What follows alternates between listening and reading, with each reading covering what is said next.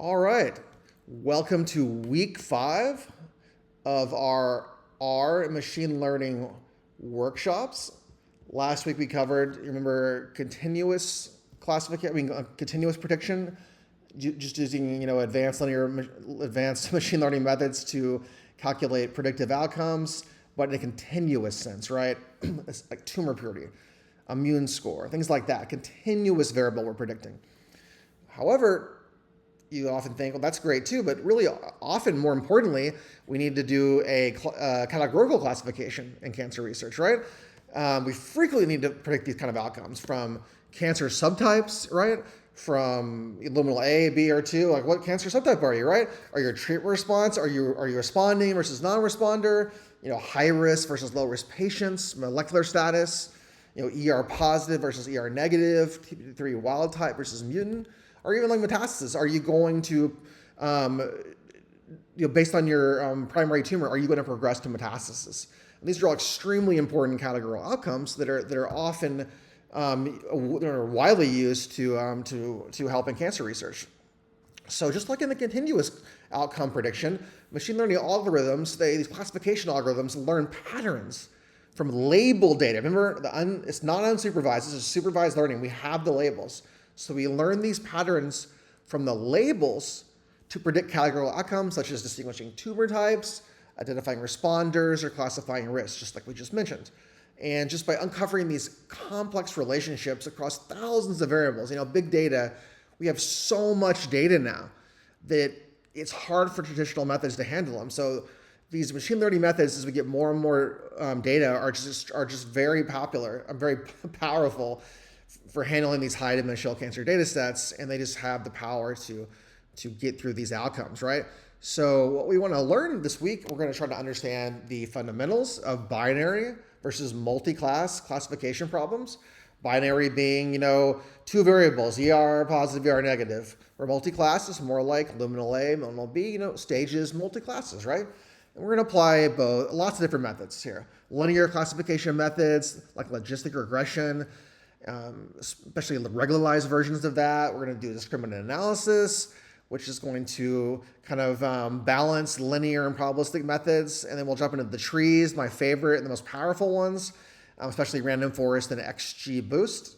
And we'll look at some other kind of not as widely used ones, but pretty solid ones that are kind of cool, kind of nonlinear or probabilistic alternatives like naive Bayes, support vector machines, and k-nearest neighbors. And we'll also, combine these models and ensemble classifiers to see if that improves the performance. And then finally, we'll work on handling imbalanced classes, which is very common in cancer data.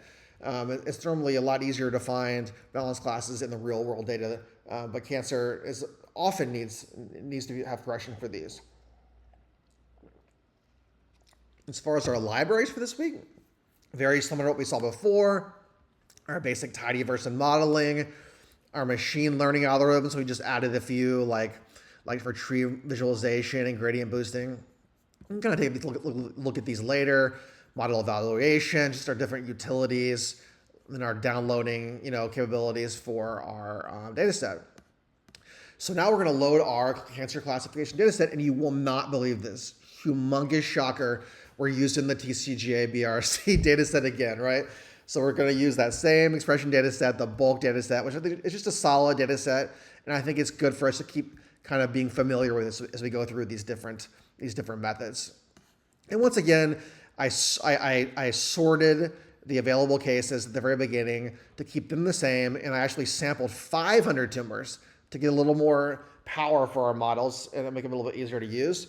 So I basically just set the order and I did a random sample with a seed. So it'll always be the same. So you'll always be able to reproduce this in the future. And then I downloaded just the raw accounts there, like usual. And we did the same stuff, same thing we've been doing. Do the VST transformation, find the most 500 most highly variable genes, scale center, exactly the same as we've been doing. Same data set. One last thing I did was just use Janitor to clean the uppercase. So I basically just cleaned everything, uppercased everything, and most importantly, I brought all the hyphens down to underscores, which some algorithms do not like to use them that way. And then remember last week we did that estimate score? So we used the immune score, stromal score, and to form this kind of contamination index. Then we subtract that from 1 to get the tumor purity, right? And that was pretty cool, and just an easy way to get a quick result for visualization. But I wanted something a little bit more robust for today. So we're using an algorithm called Excel. Excel does not like raw counts, so I had to go back in the data object we downloaded and take the TPM. TPM is just transcript. It's basically normalized for transcription length. Just another normalization strategy, which we cannot use for DSeq, but is required for Excel. So basically, I pulled that in. I pulled that expression data out. I did a log 2 of expression plus 1, pretty common, and then I used that for my input to this Excel analysis program. And what this does is it takes in an expression matrix, and what's really cool is it has lots and lots of very detailed gene signatures in the algo.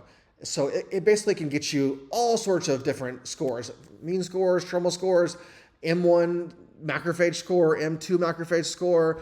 I mean, certain T cells, Tregs, whatever. I'll give you complete scores for all these different things, which are really useful when you compare back to like spatial data or single cell data. So it's a really cool way of doing this to get a kind of a basis of some of these signatures and what's going on.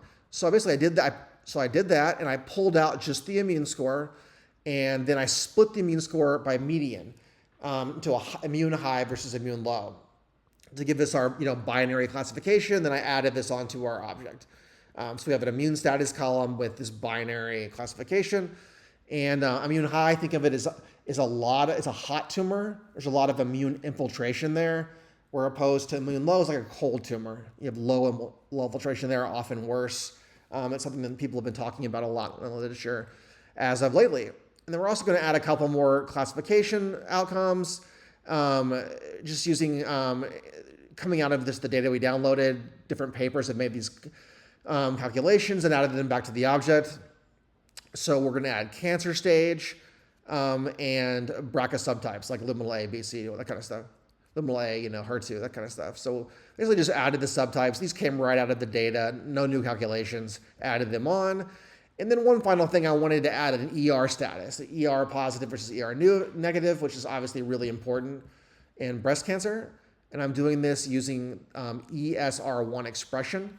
So I'm basically just looking for ESR1 expression, seeing where it's high, seeing where it's low.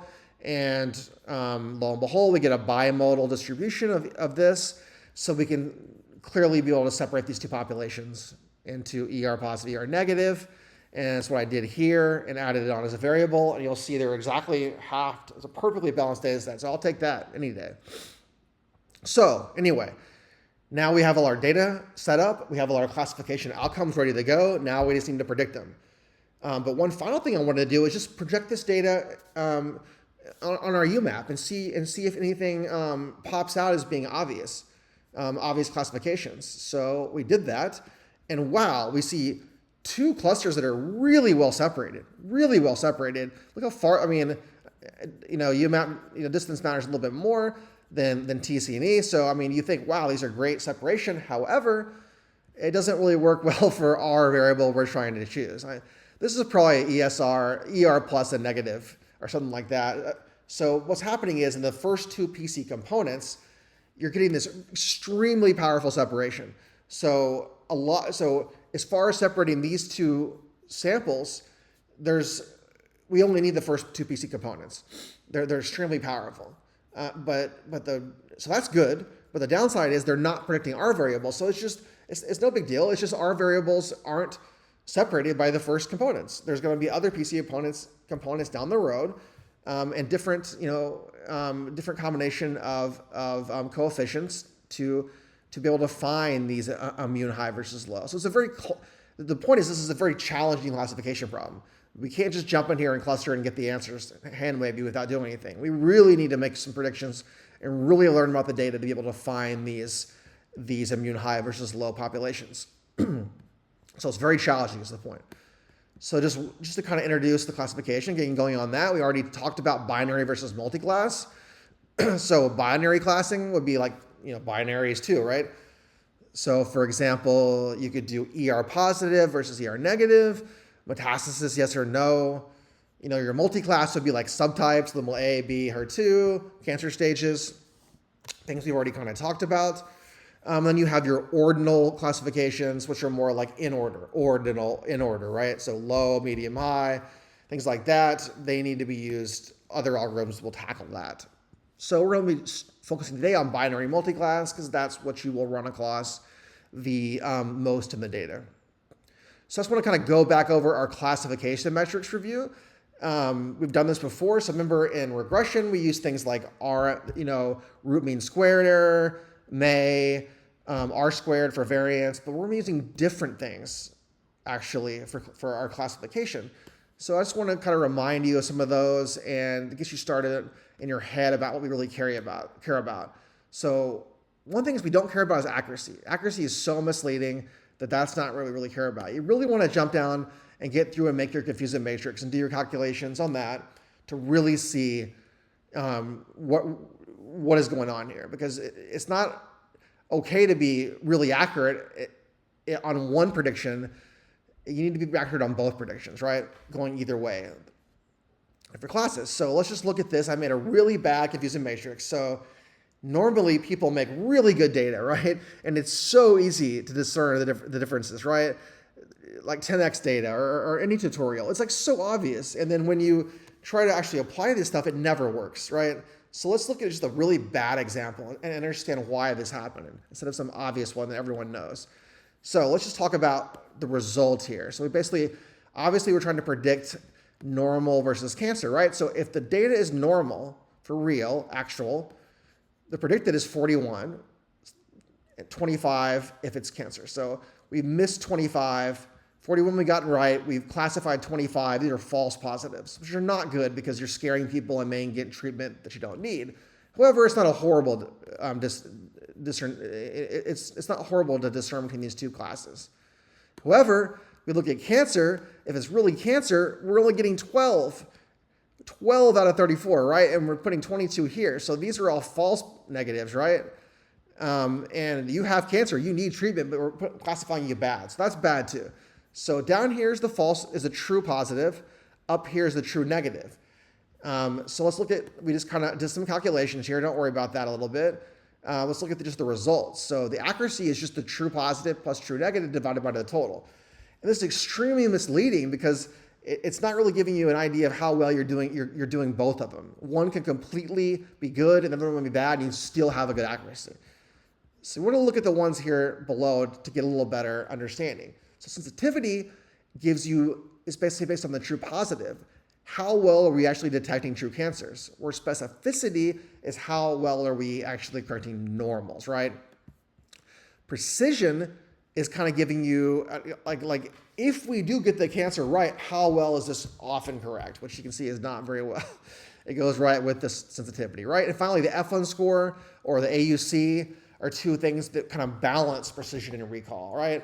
And this just gives us a better understanding at every little level. How do we balance the sensitivity and the sensitivity through the whole data, the whole prediction, right? Because it needs to be balanced to be actually a good model. So which metric should you care more about? Well,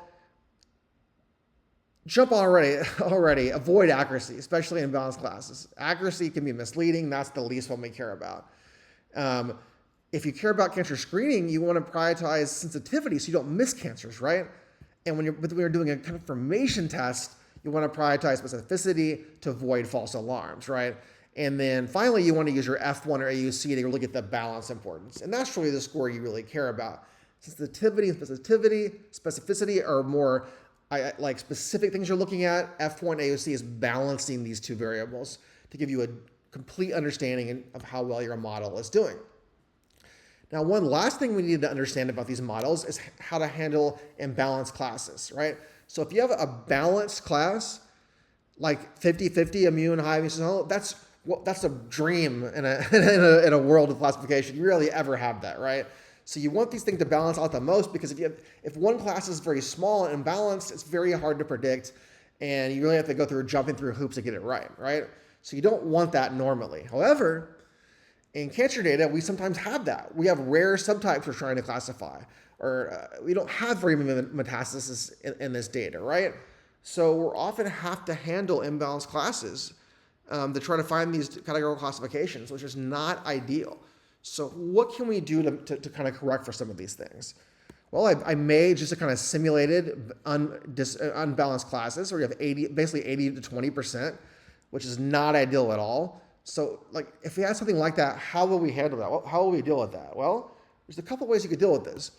You could weight the minority classes higher in a loss function, right? So if there's less of them, you can weight them higher. That would be the class weight strategy.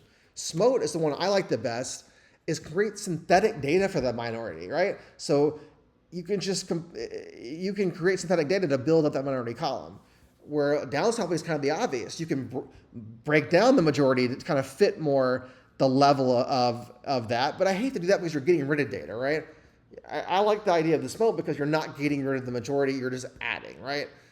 Upsampling, you could upsample the minority classes, but I rather, class weight's probably better at handling that. And also you can do threshold adjustment, which is something I learned at the end of when I was learning AI. I didn't realize it. When I was doing classification predictions, I always thought it had to be 50-50. If you're 0.48, that means you're the low one, right? I really believe that. And there's a naive assumption that it's not like that. The data decides where those cutoffs are. It could be your cutoff is 0.2. So anything over 0.2 is actually immune high.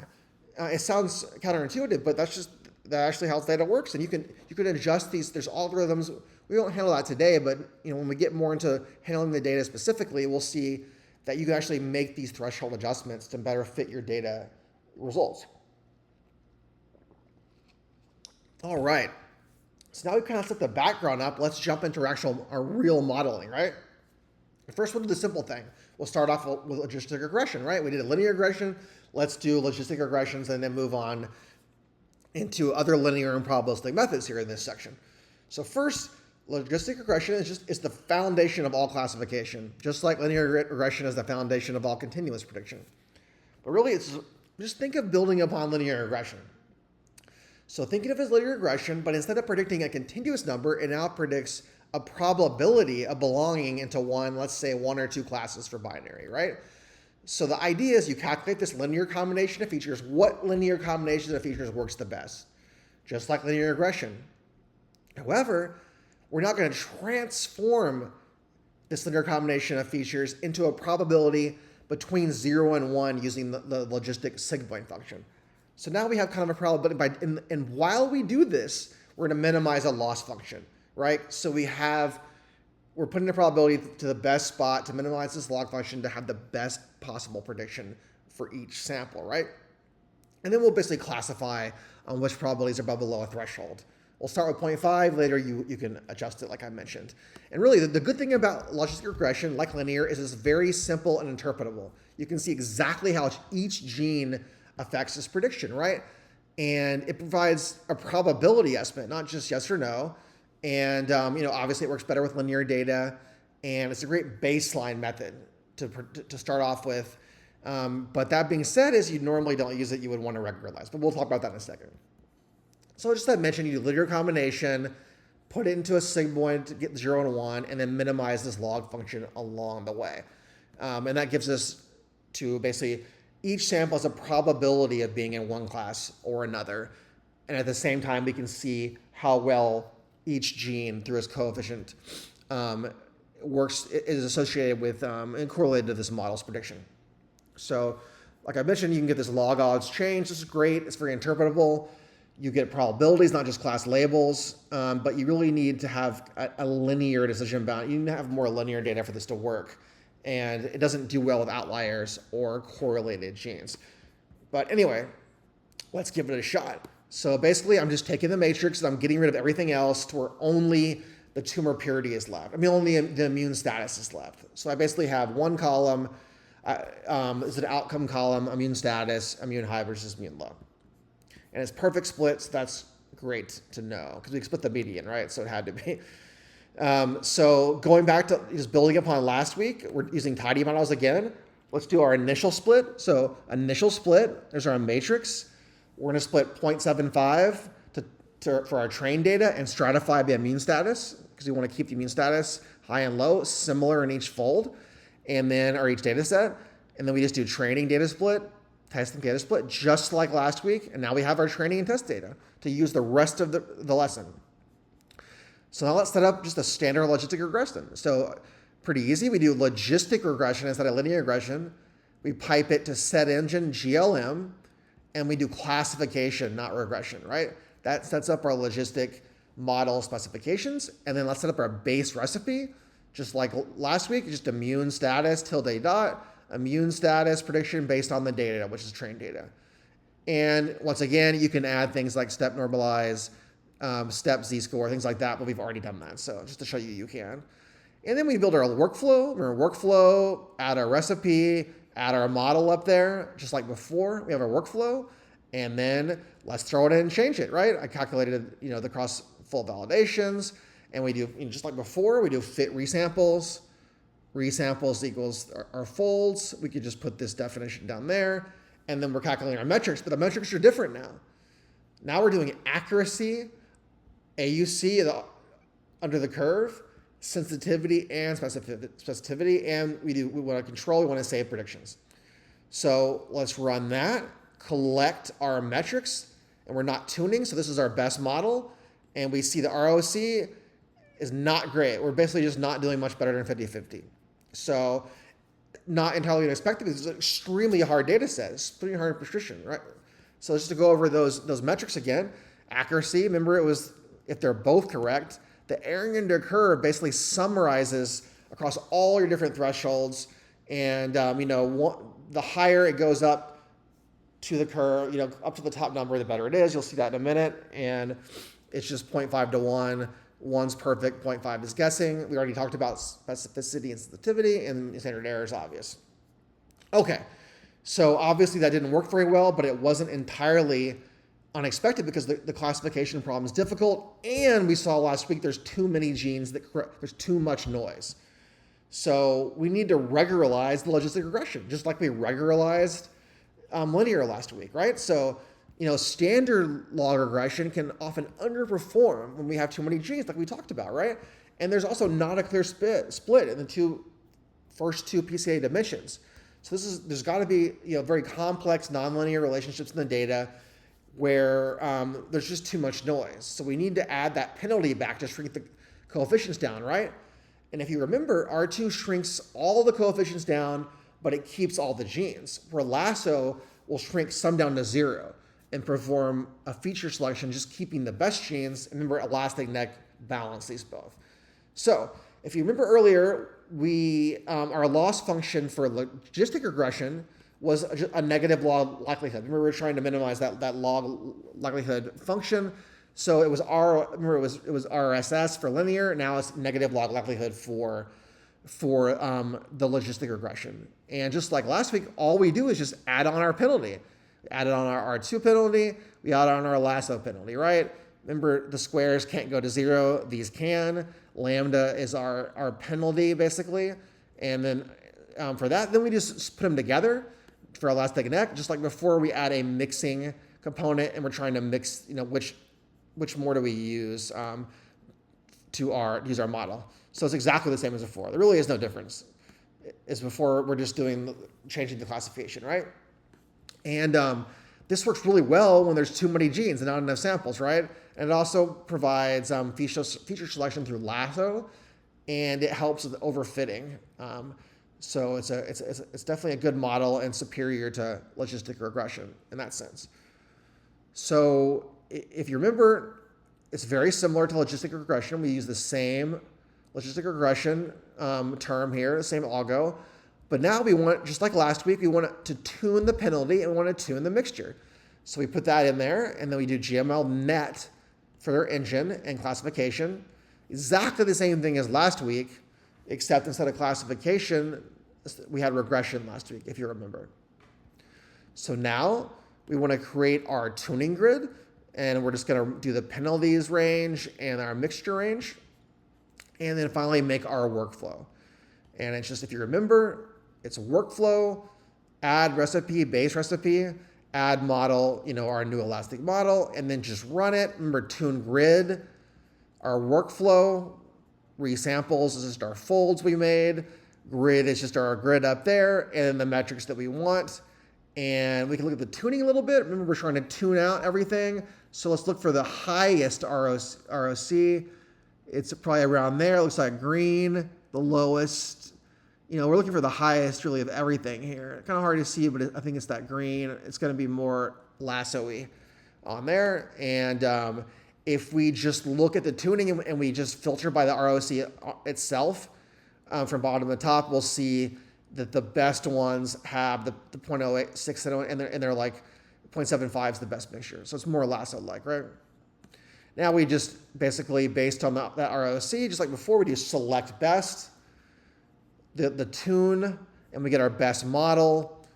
We finalize the workflow, basically just add on the best model to the workflow, and then finally we do the fit on the training data to get our last answer, right? And we went through our penalties and our mixtures to get the best hyperparameters you see here for our results. All right, so now we're going to go to our next one. It's a little bit complicated. Regularized discriminant analysis. So basically, this is a flexible framework that basically bridges LDA, which is linear discriminant analysis, and QDA, which is quadratic discriminant analysis, while adding regularization to handle these tricky data situations. So think of it just like elastic, is that we're tuning this mixture dial between LDA and QDA, right? And to get the best result. So just to kind of let me explain to you what LDA and QDA are, and then you'll understand better what RDA is.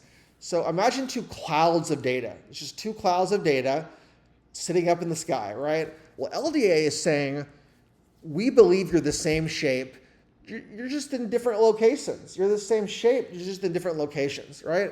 So the way the model looks at this is it looks at the mean and the covariance to understand that shape. So you have the mean value that rests in the center of that shape.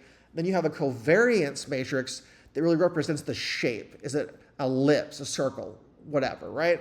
So LDA is assuming that the shapes are the same. It's assuming that each class has a normal distribution in each one of these things, and the same variance and the same covariance represents these two things, right? So every cloud is the same size and orientation. It's just shifted to a different place.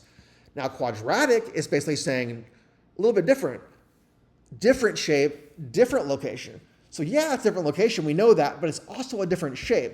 So this relaxes this really strict LDA assumption, and it's saying, hey, every class can have its own distinct variance and covariance. It can look different. One can be a circle, one can be an ellipse. It doesn't matter. So LDA would fail at that horribly. So this just allows it to be more flexible, right? And allow the shapes to decide what the covariance is. So you can only imagine that RDA is just a compromise. You just want to use the features that they can best work between this dial compromise between LDA and QDA. So the way it works is, like I said, you assume each class has a normal distribution in each of these different class clouds, these clouds I've just talked about, and then look at the covariance, see how the covariance is, add a shrinkage to prevent overfitting, and then just find the discriminant function that best separates these classes based on these different covariances and variances and shapes, right? And then you'll be able to classify when a new sample comes in. You'll just be like, what more am I like? What covariance and distribution I'm more like, and I'll go in that class. So that's kind of how it kind of works. So it's finding the sweet spot dial between LDA and LDA, right? And it really helps out because, just like Elastic does, because it's never one way or the other. So it's very similar to Elastic in a way. We have this kind of mixing parameter here, this interpolation, this mixing parameter, and then we have a shrinkage value. How much do we want to shrink toward the identity matrix? Just how much do we want to shrink down? And then we have kind of this, these covariance matrices, and the pooled is the LDA because you have all of them together; they're all the same. And the other one is the QDA. So you have the QDA LDA. It's just the same as you're just trying to maximize this mixture and penalty, just like before, right? And then once you have that done, new samples come in, and they basically are classified based on their covariance and their variance and their shape things, and they can be put in each class basically, the way this works. So yeah, the first dial controls that blend, and the second dial, how much do I want to shrink our covariance metrics down, so they won't be fooled by noise, because we have all those extra genes, right? So RDA is really good at smoothing the predictions between LDA and QDA, because it fits between these assumptions, right? It has built-in regularization.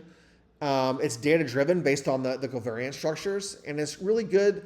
It's robust to violations and these kind of assumptions, and the shrinkage helps us out because we get a better understanding of what's really being used, right? And it's because it's more interpretable, right? It gives you how much regularization is needed, so you know how much you shrunk your each coefficient, so you know how much each gene contributes to the model. So how do we calculate this? Well, we use discrim regularize, a long function name here, and then we want to tune two different things. This frac common cove is just tuning the mixture. So QDA is a straight 0, LDA is 1. So how much do we want to tune the mixture between these two? The frac identity is the shrinkage. How much do we want to penalize these different things, right? So our engine is going to be CLAR, and our set mode is classification. Right? So just like before, same as we've been doing every other time, we put in our workflow, our base recipe, and our RDA spec, our model. And then we set up our grid, which we have our ranges for our different things, and run the same workflow, exactly the same workflow, tune grid, resamples folds, grid, our new grid, our metrics. And we can check out the plot here. What has the highest ROC? It would probably be up here. So it's going to be all the way to 1. And what's the highest? The blue, 0.75, right? So we'll see here 0.751. That's what we expected. So basically, I just took the best model, select best, RDA tune. I'm selecting by ROC AUC. And then I basically just finalize the workflow with my best model and ran it on the data, collected the metrics. The mean is the AUC. The highest AUC is up here with, like I mentioned, 1 and 0.75 is our final model parameters, right? So, and it's pretty obvious. If we're closer to 1, we're more LDA, which we are. Closer to 0 is more QDA. And then just a matter of a higher numbers, we have more covariance, more penalization, which we do. You saw we have higher penalizations on this data set, needs a lot of regularization. So that actually makes a lot of sense. So let's now talk about one of the probabilistic methods we're looking at, naive Bayes. I love Bayesian statistics. You don't get to see it enough. So Bayes, why it's called naive Bayes, is it makes an overly simplified assumption that all genes are independent of each other in each class, which is impossible. It's not the truth, right? Genes work together, they're interacting, but it works pretty well in this way mathematically, so we're going to show you how to do that. So basically we're saying for each class, okay, we look at each gene and we learn the distribution of each gene in each of the classes. So if I had TP53, I would want the distribution in class A and class B. And then to classify a new samples, we just look at each, let's say we have a new sample, we look at every gene and we see we learn the probability distribution in each class, right? And then each gene is going to be like, hey, I belong in 1 or 2, right? So we're basically just going to add up all those votes, a majority vote, by multiplying the probabilities together. We're combining the probabilities, but basically just saying, if 8 genes say we're class 1 and 2 say we're class 2, we're going to choose class A. So it's really majority rules in a way, that each gene chooses where it should be by its distribution, and then you add them all up to choose which is the best. So, in the end, based on your features, you're going to choose your class, right? So we're basically just, like I said, we were assuming that each gene's expression independently votes for one or the other. And we combine all those results. It's kind of like K-means, K-n in a way that it's just extremely, extremely simple. This is very fast, and it doesn't overfit well, but it's not perfect. It can miss genes. It's really just a quick look in a way, I would think. So to run this, we use naive Bayes as our function.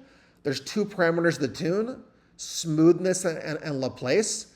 I'll tell you about those in a second. And we use the naive Bayes engine and classification for our mode.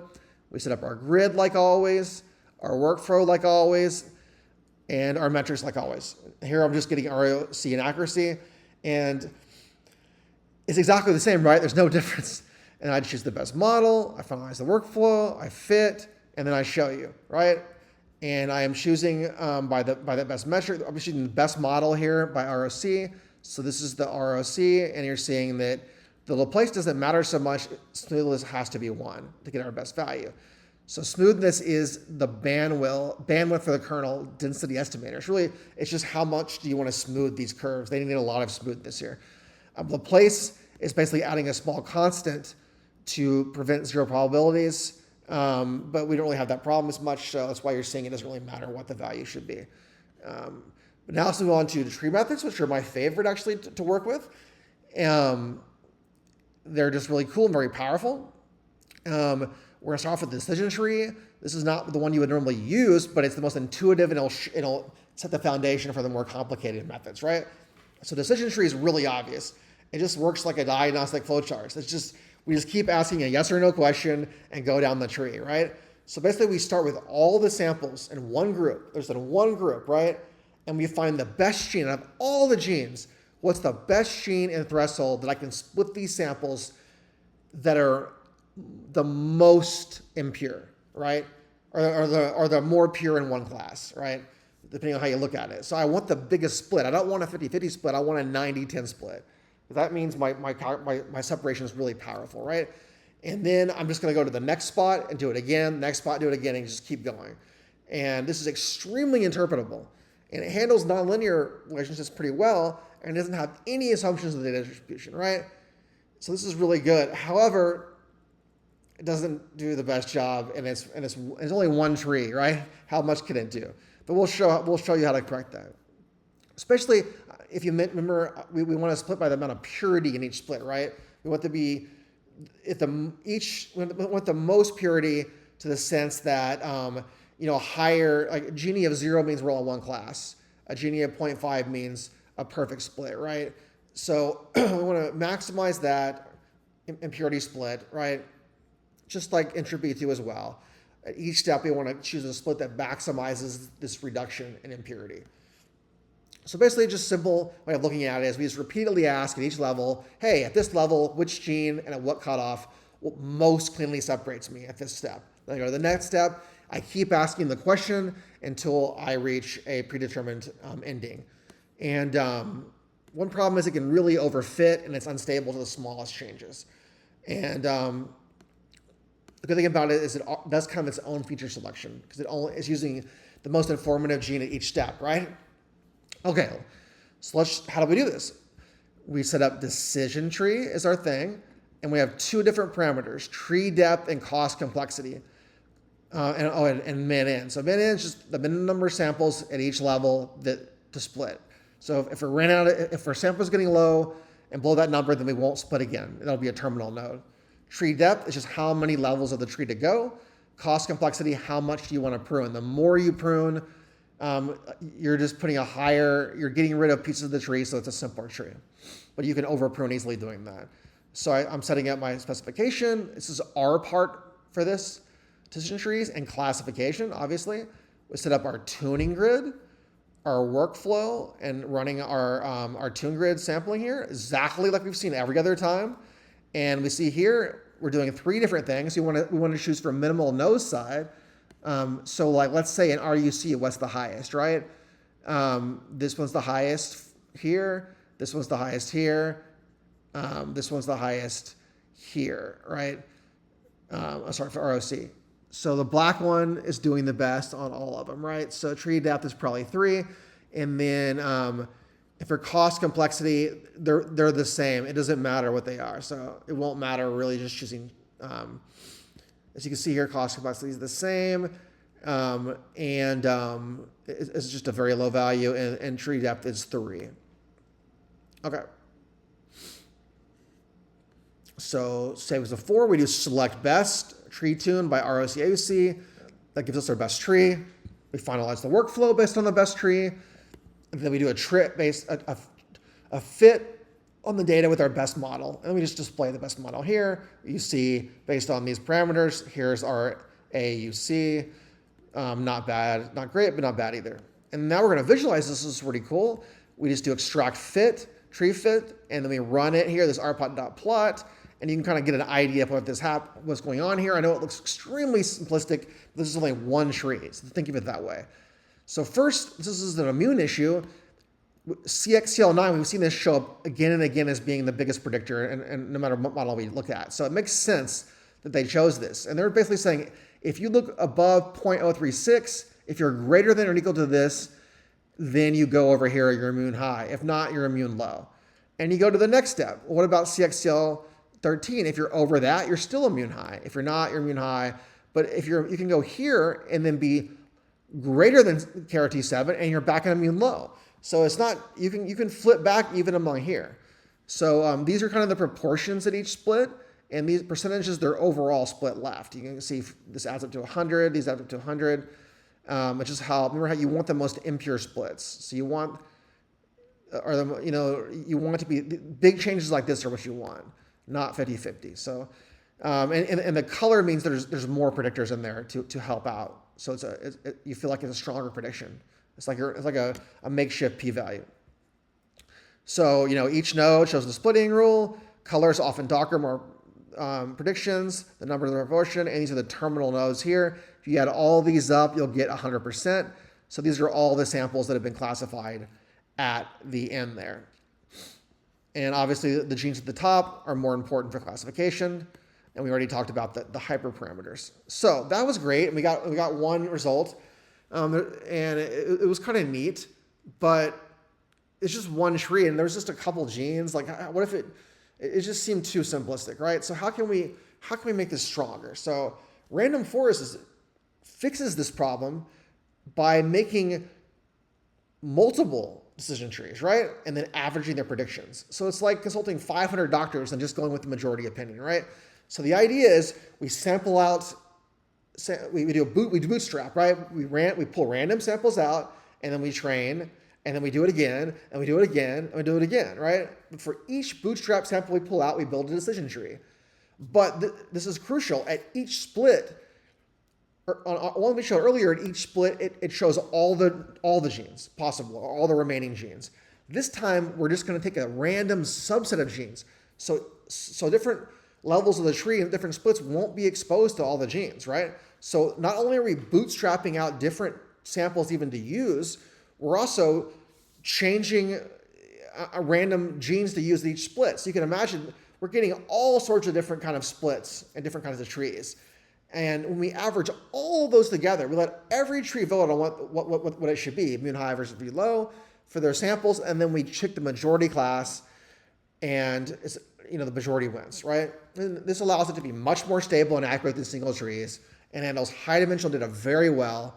It also provides an importance rating, and I'll show you in a minute. So it's kind of a feature selection, and has its own validation inside of it. And it works really good just right away. And it's a very popular method people use all the time for these kind of things. Really, we're just bootstrapping, and we're growing the tree, but only considering randoms at each. So we build a bunch of trees, and then we let them all vote. It gets rid of the randomness and the noise, right? And the key features are just this ensemble of trees, this ability to decorrelate trees, improve diversity, and it focuses on the matters most, and it's hard to overfit if you have enough trees. So easy to run this thing. We use ran forest. We want to tune 3 values here. I'm not tuning trees here because as long as you put over 300, it's pretty much going to be okay. It's pretty standard, but I want to choose the M entry. This is how this affects the proportion of genes in each split that are sampled. So you can imagine that's important. And min n is just the number of, I think I'm right. The min m is the number of samples in the terminal nodes. So just remember the number of left before, if you're higher than this number, then don't split anymore or whatever. You know what I mean? Or lower than. And then, so just tuning how many genes, how many trees did it make, how to subset at each level or of the tree or each node, and then when to stop, basically. So we're setting engine to ranger. We're setting importance to permutation. So we're going to calculate importance by permutation and the mode to classification. And then we're going to run our grid, just like always. And same workflow setup, same tune setup, bringing in the grid here, grabbing these two metrics. We do our parameter tuning. We see here our RUC is probably like 24 or something is the best one here for, so node size 2, choose 24 predictors. And then we select the best, finalize the workflow, fit on the training data, check out the answer. And it's basically saying 23, like I said, and a minimum 2. And that gives us our best answer there. And then we can pull out the variable importance, which is the most important part to me. Look at our best fit. We use our extract fit parsnip. Remember that. VIP is just a way of plotting, and we get our plot here. And these are the most important genes, the absolute value of them. So you can see a lot of them. We're doing immune status, right? So these are all immune genes. So it really makes sense that they're there. I think our model is actually working really well. So anyway, so in the permutation, so basically how much does the accuracy drop when we shuffle that gene set? So we take one gene, we shuffle its expression, we mess it up, we kill it basically, and then we measure how much the accuracy drops in the model. So that really makes sense. You pull out every gene, you're getting the effect on there, right? And just some of the bagging, people always talk about bagging with trees, random forest trees. Bagging is just, a bag is just, what's my bag I grabbed? I went and grabbed a bag of trees. That was my sample, right? Feature randomness, remember, how do we subset the features? The out-of-bag error is just its own internal validation, and then we talked about variable importance already. So let's talk about the big dog, the best model. People normally use this gradient boosting model, XGBoost. If you're working in industry, this is pretty much between light GBM, which is just a lighter version of this, and this XGBoost is pretty much anyone, there's jokes made about it all the time, it's all anyone uses to make predictions. So it's a very, very powerful method. And what it does is it just builds upon random forest in a way, is it builds trees sequentially where each new tree fixes or tries to fix the mistakes of the previous tree. So it's like a student who focuses extra time on the questions they got wrong. So each time they're like, what did I get wrong? Okay, I can do better the next time. And then what else did I get wrong? I'll do better the next time. So it's just like that with this. We start with a simple prediction. We build a tree. It has residual error. And then we build another tree to try to help with this residual error. And then another, and then another. And we keep going. And then we look at all the trees to find our prediction. And like you're saying, often the best performing algo in competition. So that'll tell you a lot. And it's really good at handling complex patterns, interactions. It has built-in regularization. It's super fast, and it can handle missing values. What more do you want out of a model, right? And it's basically just minimizing a loss function here. So the summation of all of our samples, we're minimizing a loss function, plus this regularization term, which is just based on the number of leaves and the leaf weights. So you want to minimize this loss function and the regularization, because you want some regularization on this too. And then you basically just build trees one at a time, with each focusing on the last fix. And if we do a smaller learning rate, it's more accurate, but we have to have more trees then. So just kind of play on that back and forth, right? Anyway, so how do we run this? So for this, we go boost tree is our method. We're going to go with trees 500 because that's going to be plenty. And then we're going to tune a bunch of parameters here, right? So tree depth, how far did the tree go down? Min M, if you remember, is how many samples left before we stop going. Loss reduction is learning rate. Let's try is how much it learns. Loss reduction is just tunes that loss function of how best to fit that parameter. Sample size, how much to pull out each time when we're doing our sample, our bag, how much in this bag, and imagery is how much the splits are. What's the subset of splits, right? And then we run set engine. This is very similar. Some of these are similar to random forest. Set engine to XGBoost and do it on classification. And then we set up our grid. There's a grid Latin hypercube. If you have a lot of stuff going on, it makes it a little bit faster, but we just set up all of our different ranges here.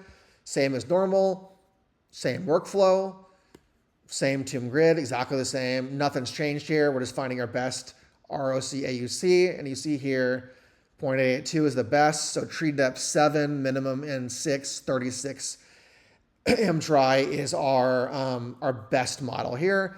And we basically select that best model, finalize the workflow, and fit the model. And then we're going to we're kind of going to compare. We're looking at the tree methods. So let's just look at the decision tree is really fast and great, interpretable, but it doesn't handle things very well. Random forest, low interpretability, it's fast, but it handles overfitting pretty well, and it has feature selection, which is awesome. XGBoost is basically the same thing, except it's better at everything. So just use XGBoost. Random forest and XGBoost are the two that are most often used, and it's nice to get that importance from them to get a feel of the genes. So just a couple more methods here that aren't used as much for classification. Well, I guess support vector machines used, but a little bit other classification methods off the trail. So SVM is very similar to SVR, which we talked about last week. If you remember, we found that kind of hot hyperplane, or I called it a tube, that kind of went through the data. Remember how it went through the data? And if you were inside that tube or inside that hyperplane, you were assumed to be right. So it minimized small weights of error, right? So it said everything inside that tube is right. I'm only going to look at the things outside of it. And I'm going to measure the distance between each one of those points and call them, those are support vectors. What's the length of that vector to the outside of that tube? So that you wanted to kind of minimize the tube, maximize the tube, move it around to fit the biggest possible, while you're maximizing that, you're optimizing that, while you're also minimizing a function for the support vectors too. So you're minimizing the support vectors to fit the angle or how you snake through the data, and then you're minimizing then you're affecting the size, maximizing or minimizing, optimizing the size of that thing. So how big is it, and then how far away, what direction do you go to maximize or minimize the distance of the vectors. So that's how we did it with linear. It's exactly the same thing with classification. So instead of having something that went through the data, now it's trying to go between the data and snake its way through. And we're using the SPF kernel, so it's nonlinear. How can we snake our way through the data, grab enough that we believe in, and then minimize my support vectors? So find the hyperplane that separates the classes, maximize the distance between the hyperplane and its nearest points. So we want to maximize that distance between those hyperplane and not the middle line, but the outside of that tube, right? And then use that SPF kernel to handle the nonlinear. And it works really well in high dimensional space with lots of genes, especially when genes are higher than samples.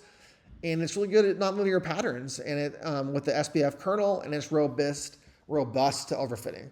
So once again, we allow a soft margin, some misclassification. That is our tube or whatever. And then we have a parameter C, which controls the trade-off between this margin size and the miscalculation. And then we also use this, we map to a high dimensional space where we find these nonlinear boundaries through this radio function. So really, in simple English here, like I said, we want to draw the widest possible widest possible tube between the two classes, where the edges of this tube are defined by support vectors and how the maximization of their length to them, right? And we use this kernel trick to bend it, right? SVM would just be straight. Kernel can move it around, right? And how do we do this? Well, with the SPF kernel, without it, you would just do SVM, but you add the RBF kernel, and then we're minimizing for cost and RBF sigma. The cost is the penalty, basically. Let's look at this. The cost is the penalty where you have a stricter margin, is more sensitive to where you have a stricter margin, and it's more sensitive to misclassification. So really it's just a cost of of how wide that margin is, right? Where the RBF sigma is controlling the reach of the vectors. So you really want to maximize both those things, right? So you're just tuning costs, tuning the RBF sigma. You use kern lab for this classification, of course. Same things we've been doing every single time. Set your grid up, set your workflow up, tune your grid, and let's look at the hyperparameters. And we're seeing the ROC AUC. We're seeing the highest value, probably somewhere around there, maybe, right? Cost of 1, and then the lowest signal there, right? Cost of 1, lowest signal. I guess you could have gone 1 or 2, so I guess 2 is the same distance here. So both these parameters work. There's your AUC, and all I did was select models, finalize workflow, fit on trained data. I got more values, right? All right, so my last one we'll talk about is KN nearest neighbors, right? We always have a KNN that comes out of nowhere, right? And once again, this is extremely simple conceptually, right? We just ask our neighbors what's going on. Hey, remember the houses? I picked 5. How much did my house cost? Or is my house? Is my house? Or does it say we asked a bunch of cancer patients around us, and we're like, hey, we asked 5 people, hey, do you have a cold tumor or hot tumor? And you have a cold tumor or hot tumor? I don't know. Well, we're in the same office of this doctor that only treats bad tumors, so we're probably all bad tumors, probably all immune cold, right? So it's just like for each sample, you find the K of most similar training, your nearest neighbors, you ask each of them, hey, what class you're in? And then you just assign the majority of class. Hey, 6 people said immune high, 4 said immune low. Well, I'm going immune high. It's just freaking that simple. You just measure your K, how close is everyone to you, and then just ask them what they have, and then be like, hey, whichever is the most, majority wins. One thing you can do is, if it's very, very sparse data, you can use Manhattan distance, but Euclidean is used the most likely. So there's no data, just that lazy learning, and it just makes decisions based on your local neighborhood. The K is extremely important. That we notice that. We know how it can overfit or underfit based on that. And then really it's kind of slow, but it works okay. It works okay. It's a fun thing to use, and it can be the basis of other models as well too. So how do you calculate this, right? So it's really simple. Use nearest neighbor this time as the function, and we want to tune number of neighbors. And the dist power, what does dist power mean? I forget. Dist power, oh yeah, obviously. Dist power is just, if you want to use, it's the distance, right? So you want to use Euclidean or Manhattan. Weight function, you can weight different things based on the distance, making them all the same weight. And the nearest neighbor is K, and M. That's just the name of the function. I know it's weird. And then you set for classification. You set up your grid, just like always. Set up your workflow. Run your samples. Let's take a look at it. ROC is the highest up here. So like 15 neighbors, right? And we want a 2, which is Euclidean, right? So 2, 15 neighbors, nailed it. That's our best AUC. So once again, select best model, finalize workflow, fit on training data, just choose by ROC, and that's our best number there. And we kind of already know that. So now that we've done it all, we've done our models, let's compare all our models. So don't worry about the code here. I'm just grabbing all the models, and I'm grabbing all their actual versus predictions, and just calculating some metrics here. And let's look at the answer. You see here, Elastic Net has the best AUC, followed by XG Boost. They're very, very similar, and RDA SVM. Some of the methods that fail, logistics is horrible. And we expect IAB's decision not too great. We expect all of these to be a little bit lower. And you can just imagine, logistic regression went from 0.5 to 0.8 just by regularizing. So you can see regularization is extremely important. And, random forest is just a little bit below. These are the best models, obviously. And we feel pretty good about these results. So now we're going to look at the top 4 models. First, we're going to do the ROC. So this is just building an ROC curve. Don't worry, you can copy the code if you want. And we just have our ROC. This would be, you want the higher, the better here. And we're seeing that, Elastic Net is what? Brown, the light brown here. And depending on where they are, some are really good in one spot and some aren't good in the other. Well, that's because they're they're better at specificity or sensitivity. So you want that balance as great as possible. As you can see, logistic is absolutely a nightmare on doing that. But that's how you look at the ROC curve and get that kind of feel for what's going on. And let's do confusion matrices for all of them. You can see how well the splits are, like RDA splits not quite as well as elastic. XGBoost is not quite as well there. You can see 5013 is the best and 5112 is the best. These are what really matters. All that nonsense we talked about before and metrics, really these are the things that really matter, honestly, and we're seeing the best from ElasticNet there. It feels good about it. And ensemble, let's take the top 4. Can we do better if we make an ensemble? So all I'm doing is just combining all the methods and averaging the results in a way. Let's see where they came up, and they say they fell right below the top 4. And this is kind of interesting. Example, you think, well, if we combine all 4, wouldn't it do a lot better than just each one individually? Well, and that's where it goes. Sometimes yes, sometimes no. And what you see is these models all make the same mistakes, kind of. They're all similar models, right? So number one, Elastic is a lot better than they are. So the 3 models that aren't quite as good are overruling Elastic on some things. So that's why we're getting a lower value. Also, the models are too similar. So when you do an ensemble, you want different models that have different errors. So it's best to choose like a linear method, a nonlinear method, a probabilistic method, a tree method. Choose methods that all have different kinds of error, right? And we kind of did that a little bit here, but that's just theoretically what you need to have the best. And if one model outperforms all of them, ensemble's probably not going to be able to beat that, right?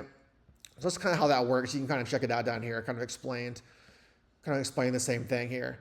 And there's just kind of a plot you can take a look at on your own time. It just kind of explains a lot of just a comprehensive comparison, a lot of the things we've already talked about with all the models.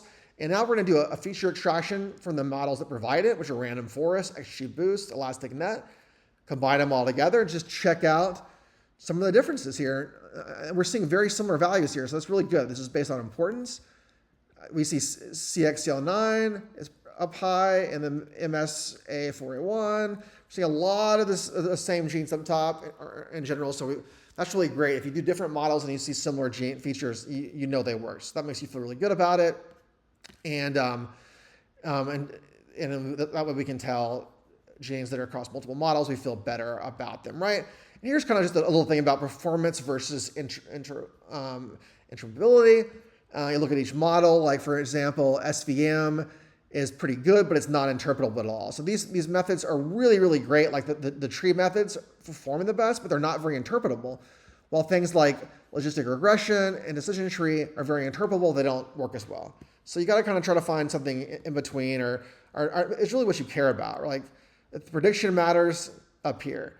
If the interpretability matters, up down here. And you can try both too to get kind of a general idea of what's going on. But anyway, and depending on what your research question is, it will be different.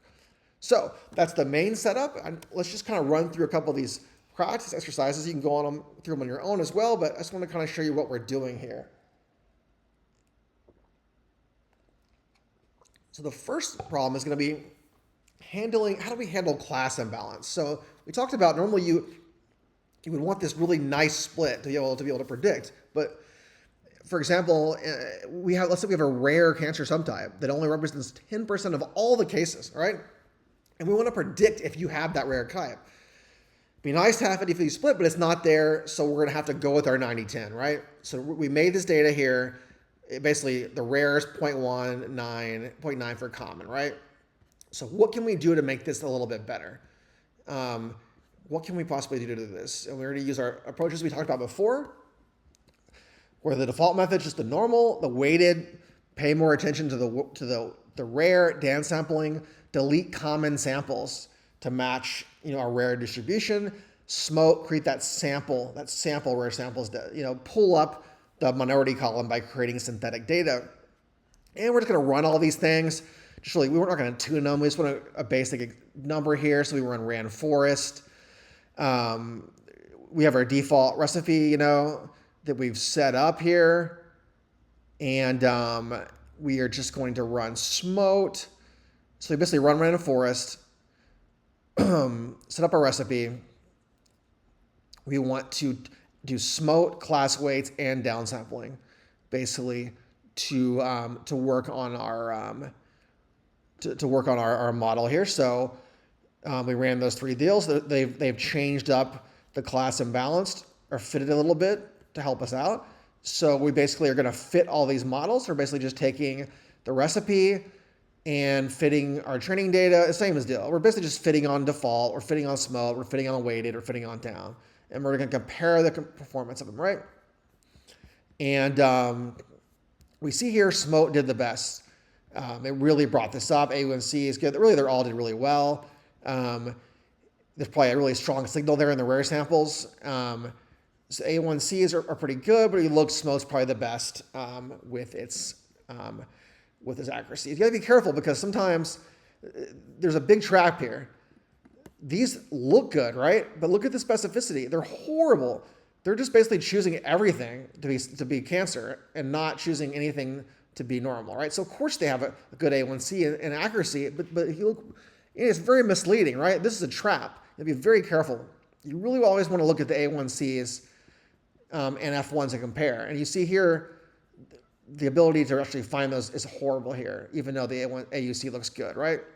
So this is the good way to check for. So the default model, has high accuracy, but very low sensitivity, right? So it's missing all the rare cases, right? So really the smote's doing the best. These two are doing the best, smote the best at finding those for us. You look at the ROC curves.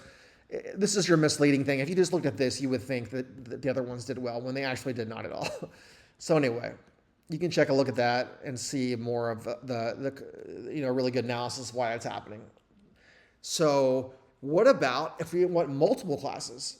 We were talking about binary classes, but what about multiple classes, right? So let's use the same TCGA data, kind of talk. And remember those subtypes we calculated at the very beginning from the paper? We added them on. Well, that's what we have now. Luminal A, luminal B, HER2, and basal. So basically we subset since there were some others that there were ones that weren't classified, we just subset the data just for the ones that had these categories listed, right? And I think it's like 480 or something. You lost like 20, no big deal. And so we have our subtypes, right? We filter out just for those 4 categories, make sure they're factors, and then we do our splits, stratifying by subtypes, same thing. Set our recipe up by subtypes, same thing, right? Our data is already ready. And then we just make our workflow, and we're adding a special penalty here, and because we're not going to tune right now.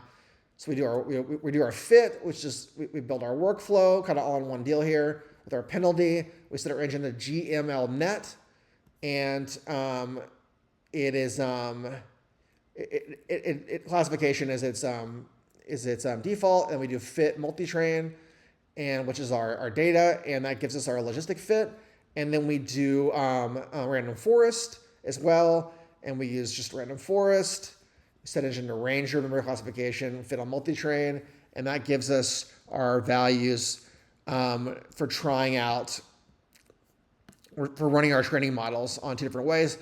We're going to go with the random forest. I'm just showing you different ways you could do it because a random forest is probably the most powerful method, and we can also get the importance from it, genes as well too. So we've already set up our fit. So now we're just doing our fit on our test set. So we're just predicting fit on our test set, and we're just getting basically the answers here. And this is basically giving us kind of a cool, basically a confusing matrix for everything at once. So if you got basal, you got basal. It's the more you got right? And you're basically just seeing, from top left to bottom right, correct positions, and off diagonal are diagonal. Darker is more samples, it's all saying. So we just kind of see if basal's the true subtype, we got them all. If HER2 is the best subtype, we got those. If luminal A is the best there, we dropped some, we got luminal B. So we missed one there. Luminal B, we're doing the worst, right? So some are better at than others, but it's not too bad. And if we look at the results here for the random forest, we get a 0.86 accuracy and a 0.86 F1. So with the F1 being good with the accuracy, we did a pretty good job. So feel pretty good about calculating those out. So that's a way you can do a multi-class. It's just a really simple, quick example of how you do. You can predict classifications for multiple different classes at the same time. It doesn't have to be two. And finally, we're going to do one custom ensemble method. So one time, what we talked about before, some methods are better for different reasons. What if you put them all together? Will they be better? So we're going to put together a logistic regression, random forest, and RDA together and make a ensemble model. So we're going to do this on ER status. We like to see if we can predict ER status, positive and negative. So we're going to use that matrix there. And then we're going to make sure it's a factor. We're going to do our split. We're doing a double split here because we're going to do a testing, training, and validation just for fun to show you the ways you could do it. And then here's our final set here. And then we were going to train our models. This is our ER status to the data, train ensemble. That's our recipe. And then we basically just define our models there, just like we did before. Logistics GLM, Ridge is GLM and net, Ranger for random forest. And then we set our, we're having to kind of guess about what we are for RDA things. We're just kind of it's just visualization. We're just going to train 4 or 5 models. We're not going to worry about tuning them. And we're going to kind of see, what we get from this. And we see here is most models did pretty good. Logistic regression did horrible, which is we've seen that a lot. But regularization helped a lot. Naive Bayes worked pretty good, so there must be some relationships that work well with probabilistic methods. Ridge worked really good as well too, so regularization worked, and random forest often's at the top, so it beat out all the others. These are the individual ones, but now let's look at what the ensembles did. And we found our final comparison to see the test USC. So now we used a weighted one and an average one basically, where we basically weighted the models differently and then we just averaged them together, right? So you see here, though this actually outperformed everything but random forest. And when you visualize them, you'll see here for AUC, the models did do better. So random forest still beat out everything, but we saw the ensembles actually do a lot better this time. So you have to just kind of see, sometimes ensembles work, sometimes they don't, but they're always worth trying because there are a lot of times they do work really well, right? And just kind of like, just kind of go with your best. I kind of gave you I listed some stuff here, model selection, principles, common issues and solutions. Just want to give you some little things to look at, a nice little quick decision guide here, rationale in different models. And then I gave you the tidy model stuff, decision, all the different basic ways of going through it last workshop. So now I'm just going to give you all the new models, how you would kind of set them up and tune them there. And then next week, that's it for now. Next week, this is it. We've pretty much gotten through all our machine learning stuff. And remember we had the transition from R to statistics and the transition from statistics to machine learning. Well, now this is the transition between machine learning and neural networking. We want to move to deep learning. So our next workshop series on specific lessons will be working on neural networks and deep learning and building AI models, something like that. It's really cool. That's the next way of moving toward things. But first, next week, we're going to have our transition, and it's going to give you a conceptual understanding of neural networks from a beginner perspective, which we'll be talking about, the single nucleus perceptron, which is basically just one neuron. We're looking at multi-layer networks, CNN models, GAT models, transformation mechanisms. So that's going to be really cool to give you kind of an introduction to all that stuff. I also made an additional assignment for you guys. This is more conceptual in a lot of ways. Please take a look at it. I think it'll really help you out. First, we did a multi-class cancer stage classification, so very similar to the luminal A1 subtypes. I did the same thing with stage, and it failed miserably. It would not work. No matter how hard I worked on it, stage is not predictable. And you know why? Stage is a clinical variable. It's not based on expression. So I think this is a really good negative example if you guys want to take it out. Not everything works out, and I think you could learn a lot from that. Then I basically made some kind of synthetic survival data, and we used that to use a random forest to classify high versus low survival. And we also compare that to Cox regression. So like Cox regression tells you how bad the log odds of you are surviving, and now we have expression data showing it too. Which one's better? Can they work together? Then we did a multi-omics integration where we actually took mutation data and stuck it on to the expression data. So now we have a multi-omics integrated data set, and basically just train the model and saw what we could do with that, just have some fun with that.